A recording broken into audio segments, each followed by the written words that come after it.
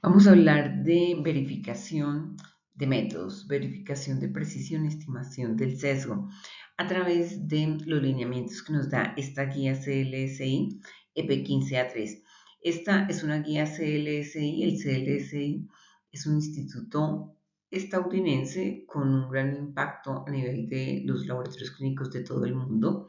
CLSI significa exactamente Clinical Laboratory Standard Institute y pues produce muchos documentos, entre ellos este, que nos da los lineamientos de cómo en los laboratorios clínicos debemos verificar la precisión y estimar el sesgo cuando tenemos un nuevo método que vamos a implementar en nuestro laboratorio o de repente también cuando algo ha pasado con el método actual, hay alguna circunstancia que nos hace dudar del desempeño del método y queremos volver a verificar la precisión y estimar el sesgo.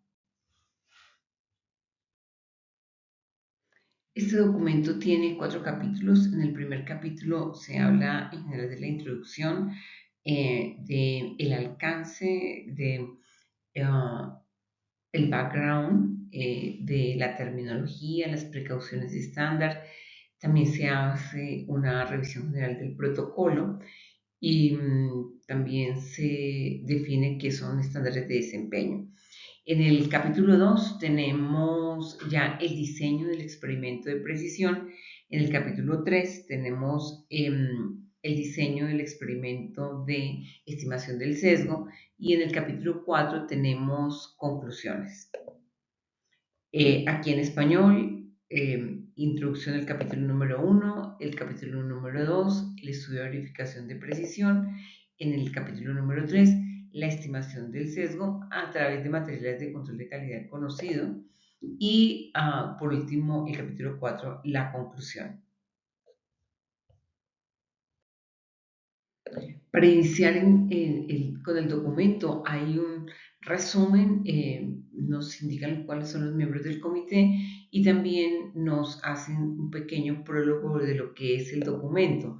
En el capítulo 1, que es la introducción, pues como decíamos, primero que todo está el alcance del documento, es decir, para quiénes aplica este documento, un background, es decir, como un contexto de la utilidad de este documento, las precauciones estándar que se deben tener, la terminología que se va a utilizar en el documento, una revisión general del protocolo y los estándares de desempeño.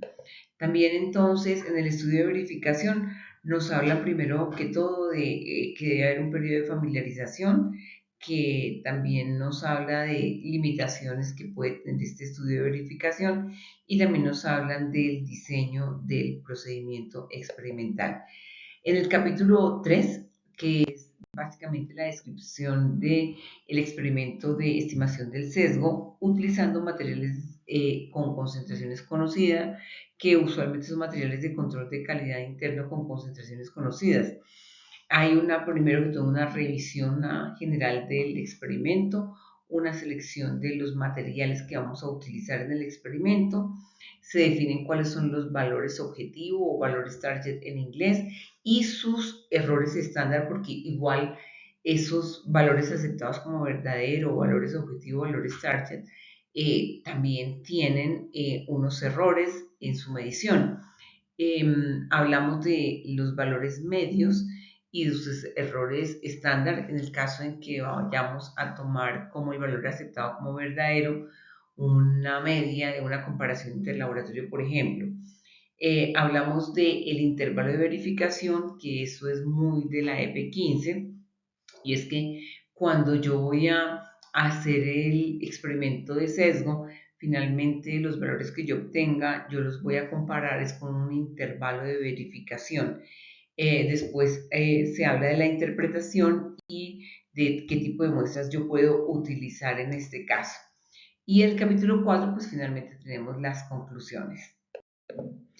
Este documento está dirigido o está diseñado para usuarios de laboratorio clínico.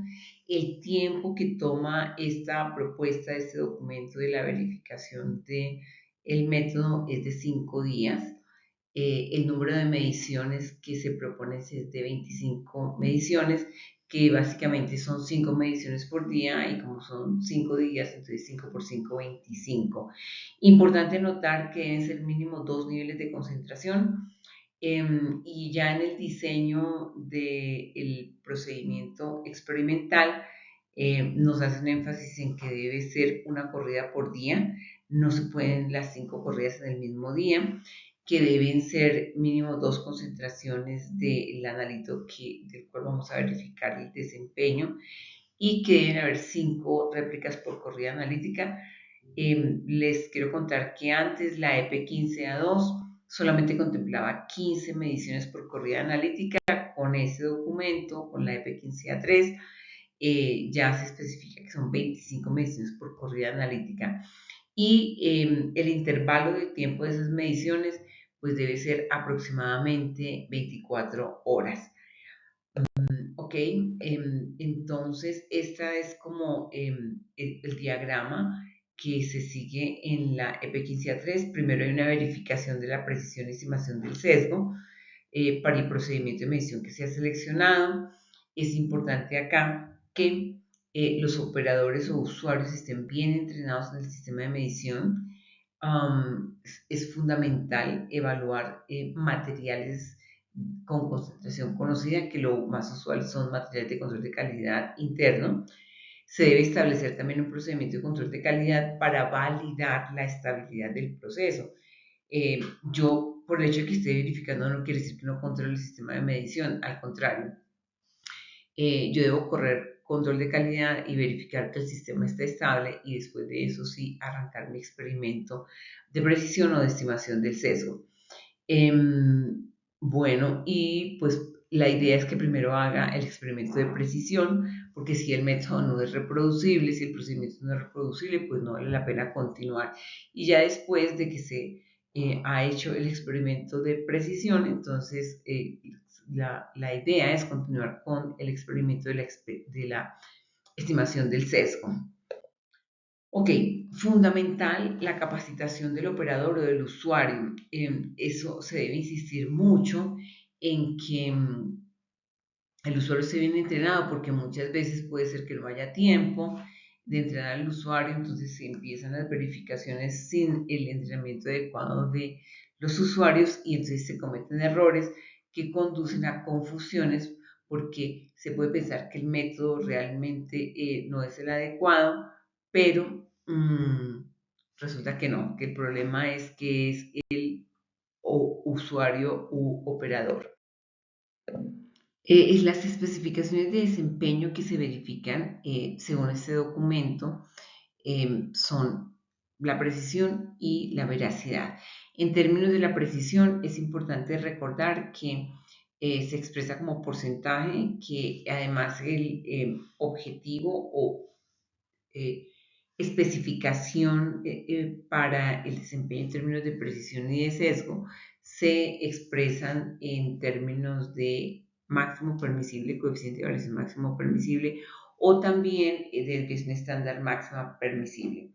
Después de que se hace el experimento, el usuario compara lo que obtuvo con esos valores definidos como máximos permisibles para determinar si se verificó o no se verificó la precisión. En la veracidad, pues es similar, se debe expresar y determinar cuál es el sesgo máximo permisible, es decir, cuál es la especificación de desempeño analítico que se espera que el procedimiento que vamos a verificar tenga.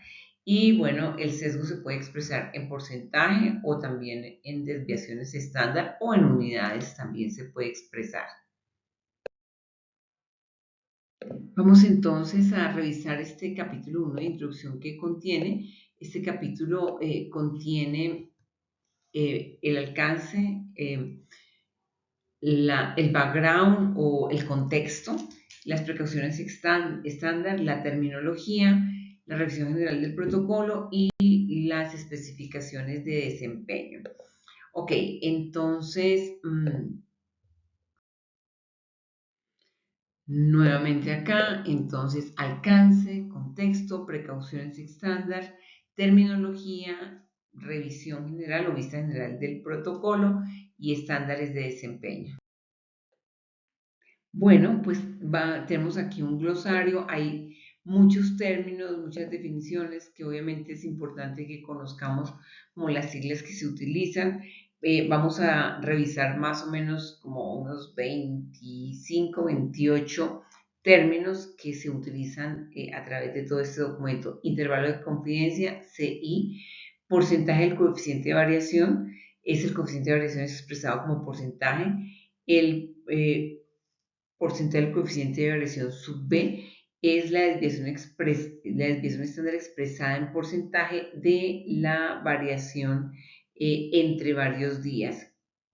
El porcentaje del CB sub R es la variabilidad de las repeticiones de las mediciones en un mismo día. El porcentaje del coeficiente de variación sub WL es la variación en general dentro del laboratorio. DF son los grados de libertad, degrees of freedom. DF sub C son los grados de libertad combinados. DF sub R son los grados de libertad de la repetibilidad. DF sub RM es los grados de libertad de los materiales de referencia.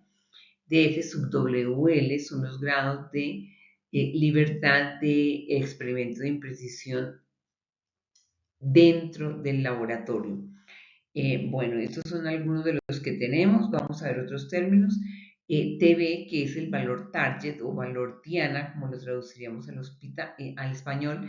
VL, que es el Upper Verification Limit, es el límite superior de verificación, que se utiliza mucho pues en todo el documento porque yo primero determino la repetibilidad y la imprecisión entre los varios días de corridas.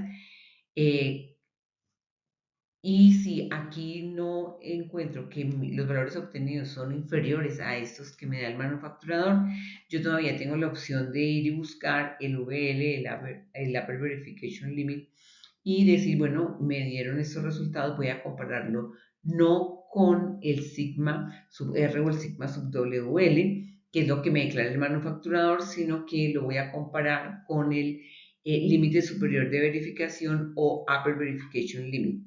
Tenemos la varianza B sub V, la varianza entre corridas.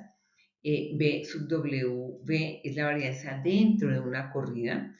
SS1 es suma de cuadrados entre corridas. SS2 es la suma de cuadrados intracorrida, o sea, dentro de una misma corrida. Vamos, hay varias fórmulas, por supuesto, que se utilizan durante este documento. Son muchas y muchas fórmulas. Acá pues tenemos algunas de ellas que vamos a ir explicando poco a poco a través del documento, pero pues la idea acá es que el SR, el S sub R es la variabilidad que hay entre las repeticiones de un mismo día.